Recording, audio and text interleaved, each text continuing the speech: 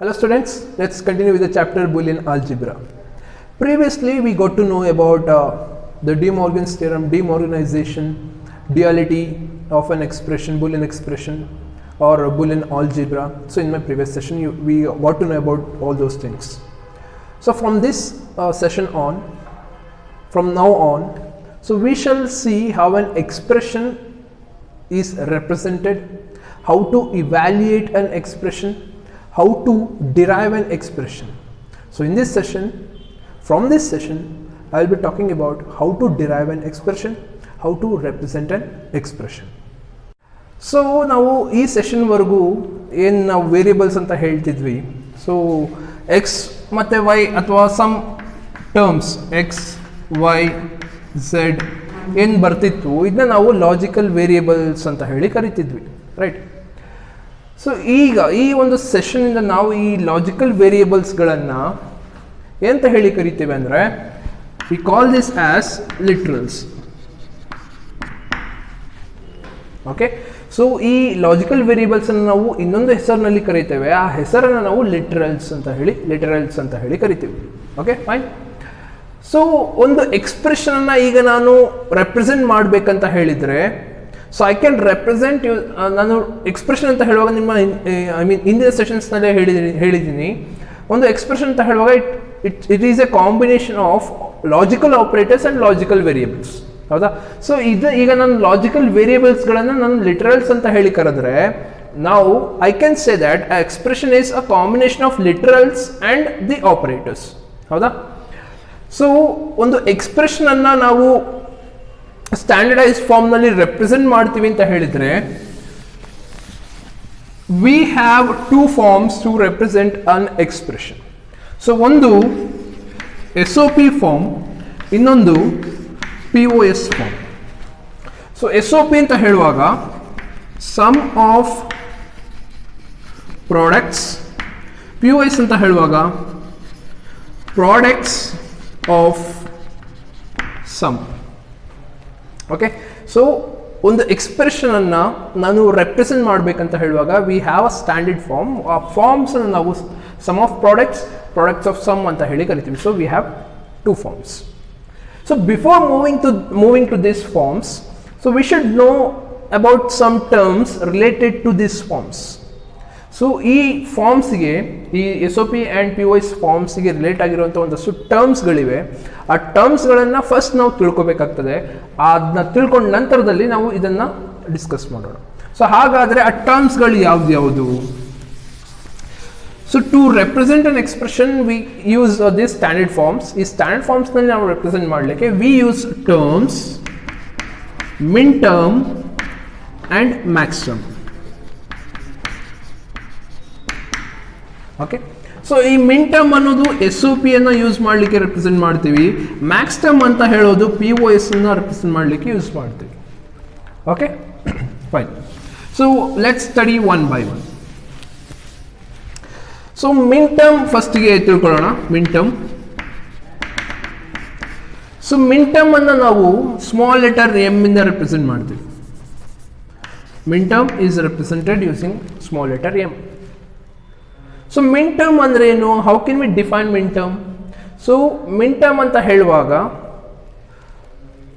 It is represented in the form of expression ಅಂತ ಹೇಳಿ, I mean it is used in expressions ಅಂತ ಹೇಳಿದ್ದೀನಿ. So expressions ಅಂತ ಹೇಳುವಾಗ so it's a combination of logical variables and logical operators. ಈ ಮಿನ್ term ಅನ್ನೋದನ್ನು ನಾವು ವೇರಿಯಬಲ್ಸನ್ನು represent ಮಾಡಲಿಕ್ಕೆ ಯೂಸ್ ಮಾಡುವಂಥದ್ದು minterms. Suppose for an expression, for a given expression, if I have to write an expression using only x, y and z, ಅಥವಾ x, y ಅನ್ನು ಮಾತ್ರ use ಮಾಡಿ ನಾನು ಒಂದು ಎಕ್ಸ್ಪ್ರೆಷನ್ ಅನ್ನು ಬರೀಬೇಕು ಅಂತ ಹೇಳಿದರೆ, ಸೊ ಈ ಎಕ್ಸ್ಪ್ರೆಷನ್ನ ಬರೆಯೋದು ಹೆಂಗೆ ಬರೀಬೋದು? ನಾನು xy plus x plus y plus x bar plus y bar x. So ಈ ಫಾರ್ಮ್ನಲ್ಲಿ ಬರಿಬೋದು ನಾನು ಒಂದು ಎಕ್ಸ್ಪ್ರೆಷನ್. ಸೊ ಈಗ ಈ ಎಕ್ಸ್ಪ್ರೆಷನ್ ಅನ್ನು ನೋಡಿದ್ರೆ it only consist of x and y. Okay, so ಈ ಎಕ್ಸ್ ಆ್ಯಂಡ್ ವೈ ಇಲ್ಲಿ ಬ್ರಾಕೆಟ್ಸ್ನಲ್ಲಿ ಏನು ಬರ್ದಿದ್ದೀನಿ, ಸೊ ಇದನ್ನು ನಾನು ಲಿಟ್ರಲ್ಸ್ ಅಂತ ಹೇಳಿ ಕರಿತೀನಿ ಅಂತ ಹೇಳಿದೆ. ಸೊ ಎಕ್ಸ್ ಆ್ಯಂಡ್ ವೈ ಈ ಲಾಜಿಕಲ್ ವೇರಿಯೇಬಲ್ಸ್ ನಾವು ಇನ್ನೊಂದು ಹೆಸರಿನಲ್ಲಿ ಕರಿತೀವಿ, ಅದನ್ನು ಲಿಟರಲ್ಸ್ ಅಂತ ಹೇಳಿ ಕರೆದೆ. So what are the possible literals that I can use in my expressions ಅನ್ನೋದು ನೋಡಿದರೆ, ಸೊ ನಾನು ಎಷ್ಟು ಥರದ ಲಿಟರಲ್ಸ್ಗಳನ್ನು ನನ್ನ ಎಕ್ಸ್ಪ್ರೆಷನ್ಸ್ನಲ್ಲಿ ನಾನು ನೋಡ್ಬೋದು ಅಥವಾ ತಗೊಳ್ಬೋದು ಅನ್ನೋದು ನೋಡಿದರೆ, so I can use just x and y. So ಈಗ ಈ ಬ್ರ್ಯಾಕೆಟ್ಸ್ನಲ್ಲಿ ಏನು ಬರಿತಾ ಇದ್ದೀನಿ, ಇದು ಏನು ರೆಪ್ರೆಸೆಂಟ್ ಮಾಡುತ್ತೆ? So this represents logical system. Logical system. So ಈ ಲಾಜಿಕಲ್ ಸಿಸ್ಟಮ್ನಲ್ಲಿ ಬರುವಂತಹ ವೇರಿಯೇಬಲ್ಸ್ಗಳನ್ನು ಯೂಸ್ ಮಾಡಿದರೆ ನಾನು ಎಕ್ಸ್ಪ್ರೆಷನ್ಸನ್ನು ಬರೀಬೇಕು ಅನ್ನೋದು. Okay, so this is logical system. ನಾನು ಸಪೋಸ್ ಇವಾಗ ಇಲ್ಲಿ ಝೆಡ್ ಅಂತ ಬರೆದ್ರೆ, ನಾವು this z does not belongs to this logical system. ಈ ಎಕ್ಸ್ಪ್ರೆಷನ್ಗೆ ಸೇರದೇ ಇರುವಂಥದ್ದು. ಯಾಕೆ ಅಂತ ಹೇಳಿದ್ರೆ, I have not defined z as my literals in this expression. ಈ ಎಕ್ಸ್ಪ್ರೆಷನ್ ನಾನು ಬರಿಬೇಕಂತ ಹೇಳುವಾಗ ಎಕ್ಸ್ ವೈ ಅನ್ನು ಯೂಸ್ ಮಾಡಬೇಕು ಅನ್ನೋದು. ಸೊ ಝೆಡ್ ಅಂತ ಬರೆದ್ರೆ ತಪ್ಪಾಗುತ್ತೆ. ಯಾಕೆ? ಎಕ್ಸ್ ವೈ ಅನ್ನು ಯೂಸ್ ಮಾಡಿನೇ ಬರೀಬೇಕಾಗಿರೋದ್ರಿಂದ, ಝೆಡ್ ಅನ್ನೋದು ಈ ನನ್ನ ಲಾಜಿಕಲ್ ಸಿಸ್ಟಮ್ಗೆ ಸೇರದೇ ಇರೋದ್ರಿಂದ, so I cannot use Z in this expression. Fine. Okay, so ಹಾಗಾದ್ರೆ ಈಗ ನಾನು ಮಿನ್ ಟರ್ಮ್ ಅಂತ ಹೇಳುವಾಗ ಏನಂತ ಹೇಳಿ ಕರಿಬಹುದು? ಸೊ ಮಿನ್ ಟರ್ಮ್ ಅನ್ನು ನಾವು ಡಿಫೈನ್ ಮಾಡುವಾಗ, ಮಿನ್ term it is a product of all the literals in the given logical system.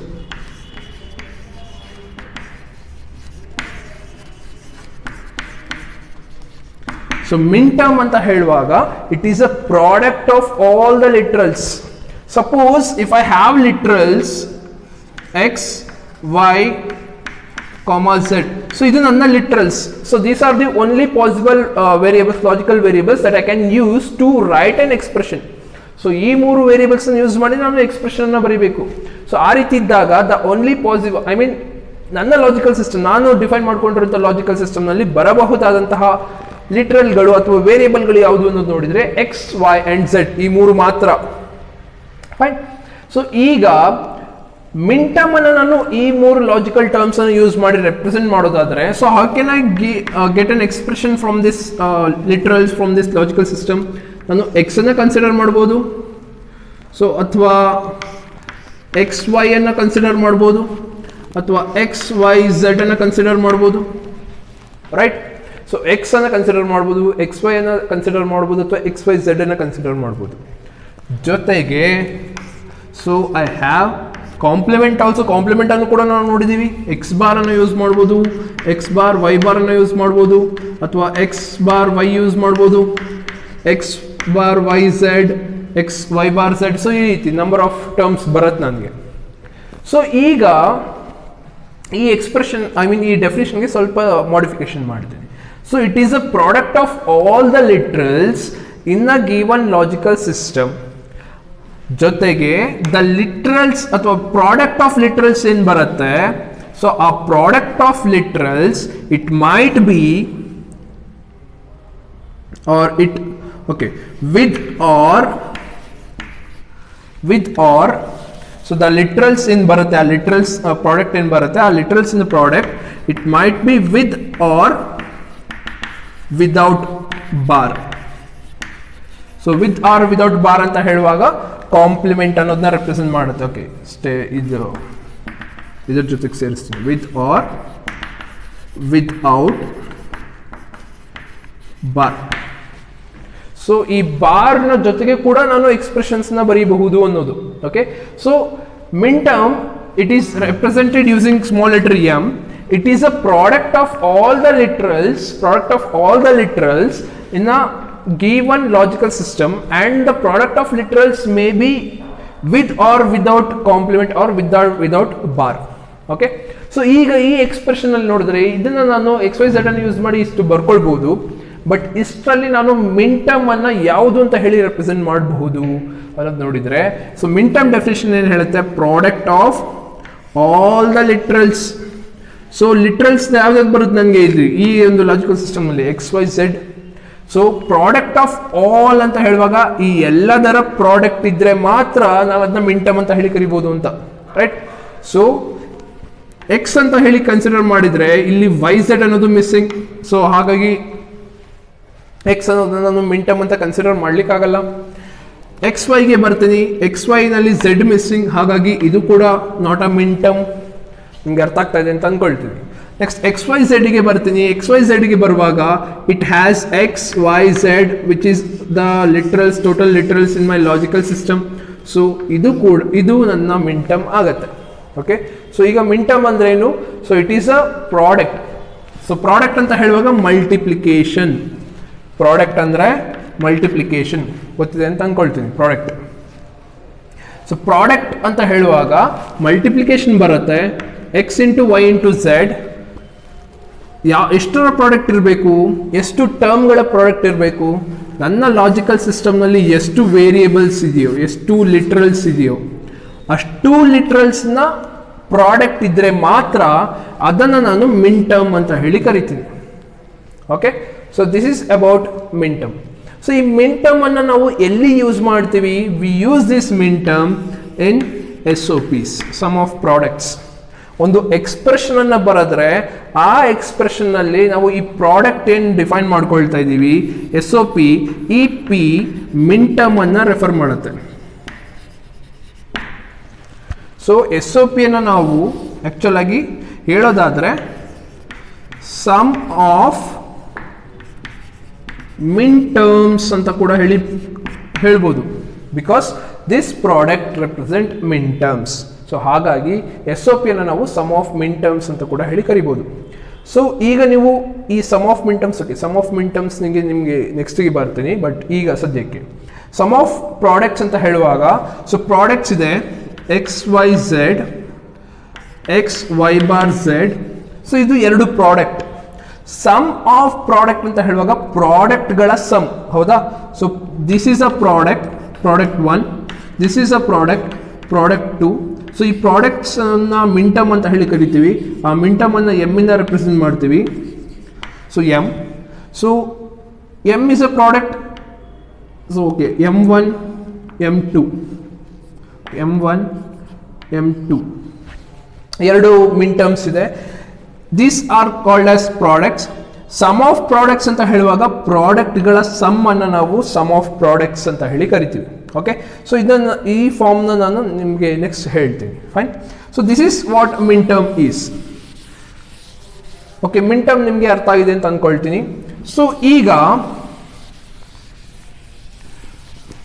ನಿಮಗೆ ಎಕ್ಸಾಮಿನೇಷನ್ ಏನು ಕೇಳ್ತಾರೆ, ಒಂದು ಎಕ್ಸ್ಪ್ರೆಷನ್ ಅನ್ನು ಕೊಡ್ತಾರೆ, x plus x y. So ಒಂದು ಎಕ್ಸ್ಪ್ರೆಷನ್ ಕೊಡ್ತಾರೆ. ಸೊ ಈ ಎಕ್ಸ್ಪ್ರೆಷನ್ ಅನ್ನು ಕೊಟ್ಟು ಈ ಎಕ್ಸ್ಪ್ರೆಷನ್ ಅನ್ನ ಕನ್ವರ್ಟ್ ಇಂಟು ಮಿನ್ ಟರ್ಮ್ಸ್ ಅಂತ ಹೇಳಿ ಕೇಳ್ತಾರೆ. ಸೊ ಈ ಎಕ್ಸ್ಪ್ರೆಷನ್ ಅನ್ನ ಕನ್ವರ್ಟ್ ಇಂಟು ಮಿನ್ ಟರ್ಮ್ಸ್ ಅಂತ ಕೇಳ್ತಾರೆ. ಸೊ ಮಿನ್ ಟರ್ಮ್ಸ್ ಅಂತ ಹೇಳುವಾಗ ಇದನ್ನ ನಾನು ಮಿನ್ ಟರ್ಮಿನ ಎಕ್ಸ್ಪ್ರೆಷನ್ ಅಂತ ಹೇಳ್ಬೋದಾ? ಸೊ ಹೇಳಲಿಕ್ಕೆ ಫಸ್ಟ್ ನನ್ನ ಲಾಜಿಕಲ್ ಸಿಸ್ಟಮ್ ಅಲ್ಲಿ ಎಷ್ಟು ಟರ್ಮ್ಸ್ಗಳು ಬರುತ್ತೆ ಅದು ನನಗೆ ಗೊತ್ತಿರಬೇಕು. ಸಪೋಸ್ ನಿಮಗೆ ಎಕ್ಸ್ ವೈ ಝೆಡ್ ಅಂತ ಹೇಳಿಕೊಟ್ಟು equals x plus x y ಅಂತ ಹೇಳಿಕೊಟ್ರೆ ಅವಾಗ ನಿಮ್ಗೆ ಏನು ಗೊತ್ತಾಗುತ್ತೆ? So in my logical system the variables are x y z ಅನ್ನೋದು ನಿಮ್ಗೆ ಗೊತ್ತಾಗುತ್ತೆ. ಆದರೆ ನಿಮಗೆ ಈ ಲಾಜಿಕಲ್ ಸಿಸ್ಟಮ್ ಕೊಟ್ಟಿರೋದಿಲ್ಲ, ಬರೀ ಎಕ್ಸ್ಪ್ರೆಷನ್ ಮಾತ್ರ ಕೊಟ್ಟಿರ್ತಾರೆ. ಈ ಎಕ್ಸ್ಪ್ರೆಷನ್ ನಲ್ಲಿ ಎಷ್ಟು ಟರ್ಮ್ಸ್ಗಳಿವೆ ಅನ್ನೋದು ನನಗೆ ಗೊತ್ತಾಗಬೇಕು ಅಂತ ಹೇಳುವಾಗ ಲಾಜಿಕಲ್ ಸಿಸ್ಟಮ್ ಕೊಟ್ಟಿಲ್ಲ, ಬರೀ ಎಕ್ಸ್ಪ್ರೆಷನ್ ಮಾತ್ರ ಕೊಟ್ಟಿದ್ದಾರೆ. ಸೊ ಈ ಎಕ್ಸ್ಪ್ರೆಷನ್ ಅಲ್ಲಿ ಎಷ್ಟು ಟರ್ಮ್ಸ್ ಇದೆ? ಎಕ್ಸ್ ಅನ್ನೋದು ಒಂದು ಟರ್ಮ್, ವೈ ಅನ್ನೋದು ಒಂದು ಟರ್ಮ್. ಸೊ ಲಾಜಿಕಲ್ ಸಿಸ್ಟಮ್ ನಲ್ಲಿ ಬರಬಹುದಾದಂತಹ ಎಲಿಮೆಂಟ್ಸ್ ಯಾವುದು? X and y only. X y ಮಾತ್ರ ಬರುತ್ತೆ ನಿಮಗೆ. ಓಕೆ, ಸೊ ಈಗ ಇದನ್ನ ಈ ಎಕ್ಸ್ಪ್ರೆಷನ್ ಅನ್ನ ಮಿನ್ ಟರ್ಮ್ಗೆ ಕನ್ವರ್ಟ್ ಮಾಡಬೇಕಂತ ಹೇಳಿದರೆ ವಿ ಹ್ಯಾವ್ ಸಮ್ ಸ್ಟೆಪ್ಸ್.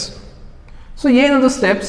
ಈಗ ಈ ಎಕ್ಸ್ಪ್ರೆಷನ್ ಅಲ್ಲಿ ಯಾವ ಟರ್ಮ್ ಅಲ್ಲಿ ನಾನು ಮಿನ್ ಟರ್ಮ್ ಅನ್ನ ಯಾವ ಟರ್ಮ್ ನಲ್ಲಿ ಮಿನ್ ಟರ್ಮ್ ಇದೆ, ಯಾವ ಟರ್ಮ್ ನಲ್ಲಿ ಮಿನ್ ಟರ್ಮ್ ಇಲ್ಲ ಅದನ್ನ ನಾನು ಫಸ್ಟ್ ಡಿಸೈಡ್ ಮಾಡ್ಕೊಳ್ತೀನಿ.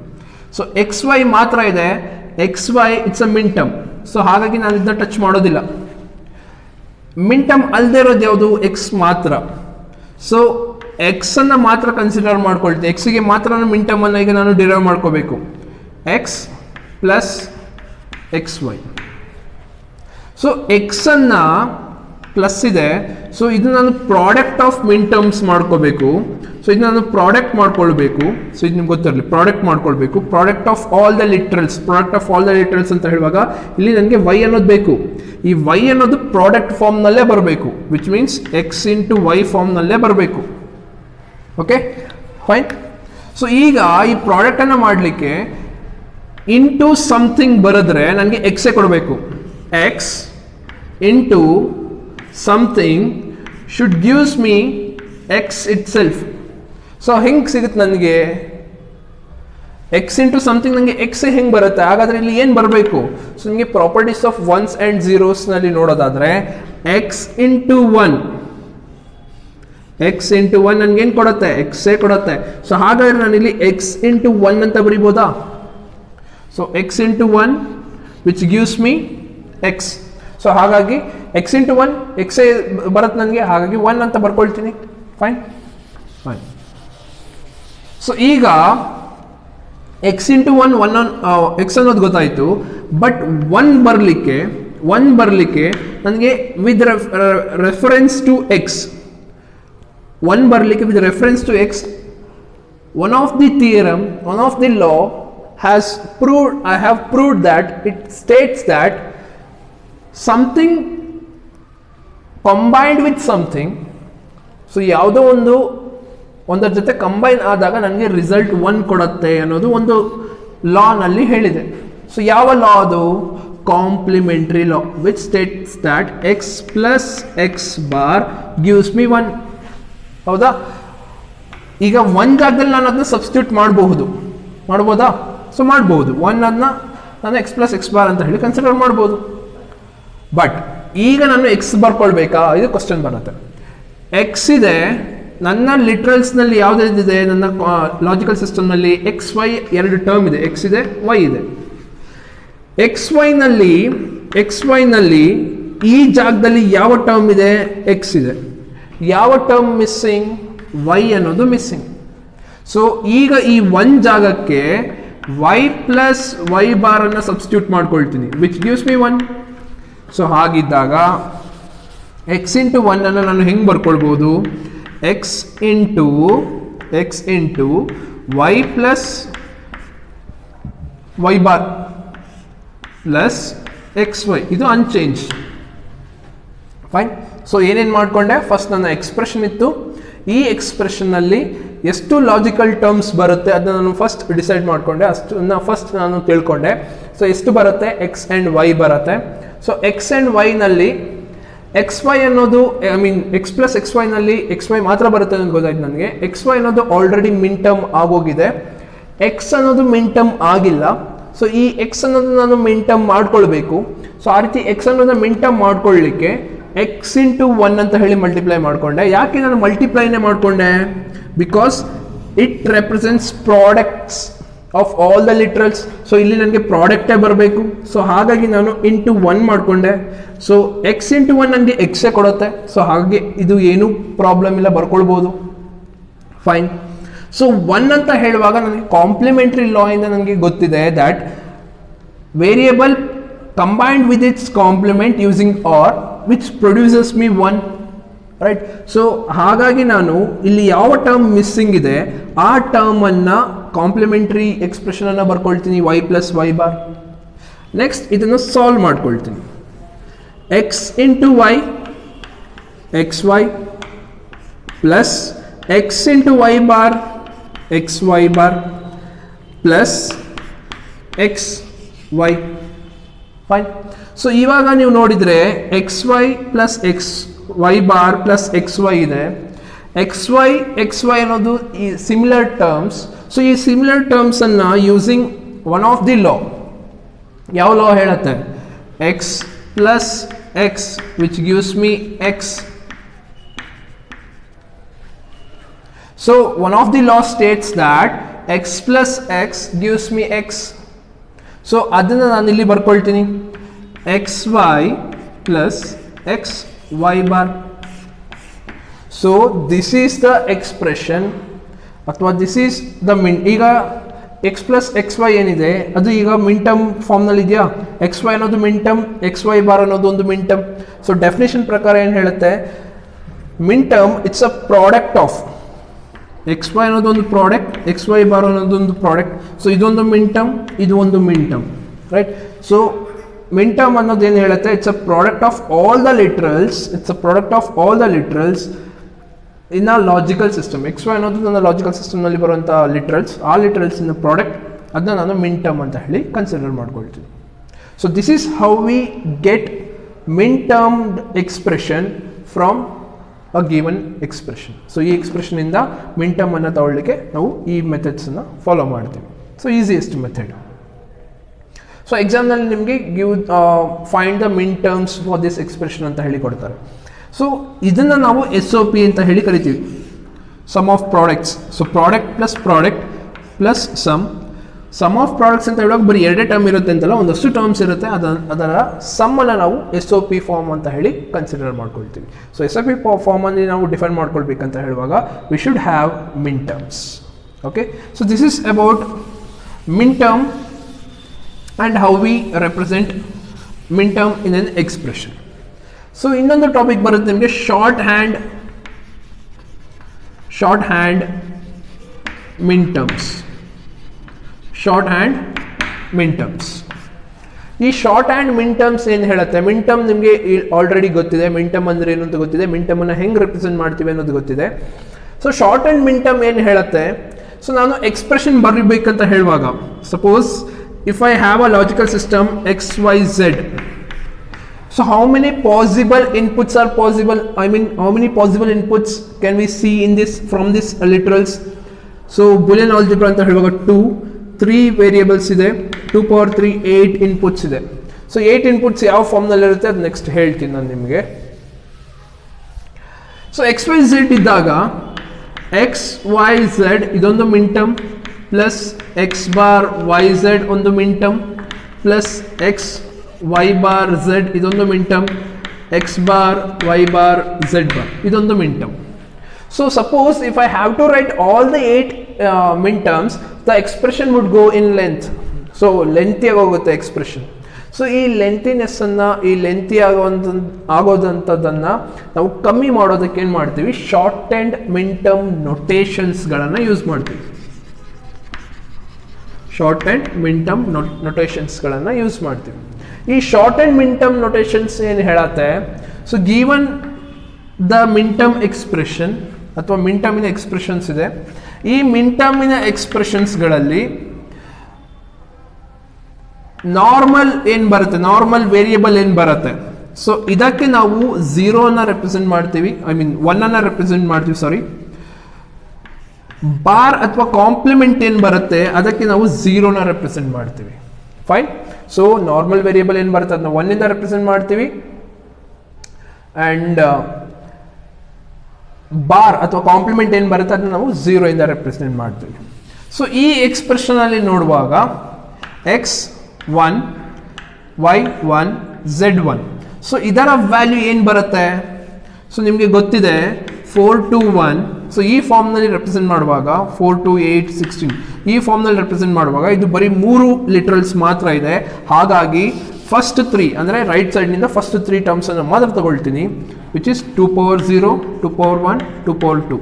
ಓಕೆ, ಸೊ ಇದನ್ನ ನಾವು ಬರೆಯುವಾಗ ಹೆಂಗೆ ಬರಿತೀವಿ ಆ್ಯಕ್ಚುಲ್ ಆಗಿ, 1 into 2 power 0, 1 into 2 power 1, 1 into 2 power 2 ಈ ಫಾರ್ಮ್ನಲ್ಲಿ ಬರ್ಕೊಳ್ತೀವಿ. ಸೊ ಇದರ ಸಮ್ಮನ್ನು ನಾವು ಆ್ಯಡ್ ಮಾಡ್ಕೊಳ್ತೀವಿ.